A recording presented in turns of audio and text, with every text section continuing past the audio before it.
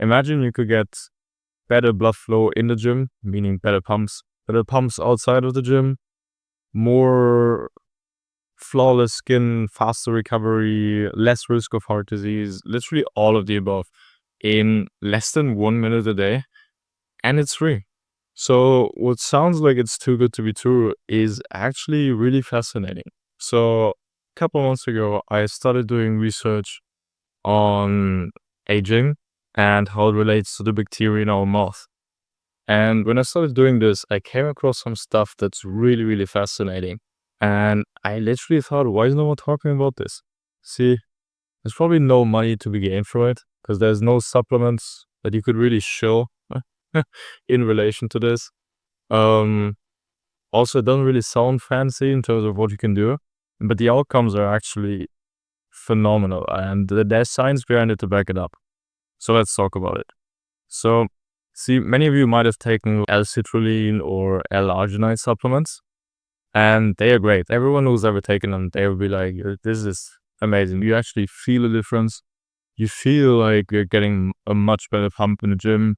Maybe you have less muscle soreness, all of that basically.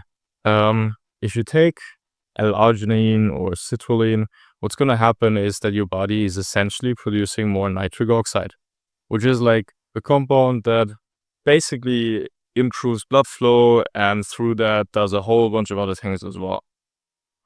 Basically leading to all the benefits that I talked about, like better pumps, more flawless skin, less inflammation, all of that stuff. When you really look at how your body produces nitric oxide, there's this pathway that everyone uses. You pay your whatever it is, $20-$30 a month for your L-citrulline supplement. Take that diligently, you get you a slightly better pump for 90 minutes in the gym, and that's it. But then there's another pathway as well. And that one actually works by using stuff in the food that you eat, and particularly something that's called nitrate. And you can find that in a lot of stuff like beetroot or leafy greens like arugula, spinach, all of the stuff you're probably not eating enough of. And then as soon as you ingest that, what happens is that nitrate in your small intestines gets actually put into your bloodstream. And then it goes back up into your oral cavity. And all that nitrate is going to get put out into the mouth via saliva. And then there's some magic happening. So, quick random fact, 50% of the cells in your body, they aren't even human cells. They are microbes, fungi, archaea, all of that. And so, what happens then is some of these microbes in your mouth, they actually convert the nitrate to something called nitrite. Now, the details are really not important for this, but basically you swallow that stuff, and then in your stomach, the magic happens. Nitrite gets converted to nitric oxide. And all of a sudden, you have the same benefits as if you were to take a citrulline supplement. So there's 3 things you can do to basically make that pathway more active and get all of the above benefits. Now, the first one is fairly obvious. The second one is totally not obvious. And the third one is a bit of a bonus tip, so definitely stay tuned. The first one, sort of hinted at it, eat more stuff with nitrate in it. Leafy greens, spinach, arugula, beetroot is very famous. And we're gonna put a link, some with a list of like very nitrate-rich foods in the description probably, so you guys can have a look yourself. If you really can't do that for whatever reason, obviously there are nitrate supplements, and you can take a nitrate supplement. Yeah, just don't use it as a fix for a shitty diet, I guess. Now, let's get to the main part of this video. What can we do that lasts less than 1 minute and has a positive effect on that pathway? While you might be doing lots of things that last less than 1 minute, we're going to be talking about one very specific today, and that is how you brush your teeth.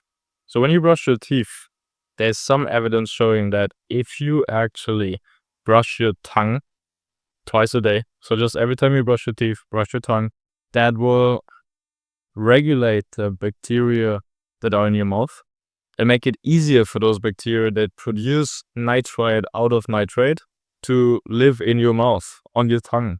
And so This is probably the easiest thing you literally can do. It's like 20 seconds in the morning, 20 seconds in the evening, and you get a continuous effect of this, of a mouth that is basically able to better produce nitric oxide, meaning you'll have better pumps and everything else that comes along with it. And so, besides that, there's one very crucial thing though, and that is you should not, under any circumstances, use mouthwash when you do this, unless, of course, instructed by your dentist and not your damn dentist. But this is very important, because when you brush your tongue, what happens, or what the authors of the paper that I'm referring to actually hypothesize, is that as soon as you brush your tongue, you sort of open up that top layer of the tongue a little bit, to the point where mouthwash can actually penetrate deeper.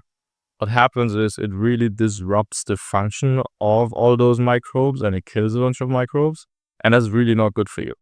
So, ditch the mouthwash and brush your tongue twice a day. Quick public service announcement here. If you like going to the gym and you want to get the most out of your time, maybe you've been hitting lots of plateaus recently, maybe you just haven't made any progress at all for the last entire year, or maybe you're just fed up watching hours and hours of YouTube trying to figure out the most optimal way to work out, well, I got you covered.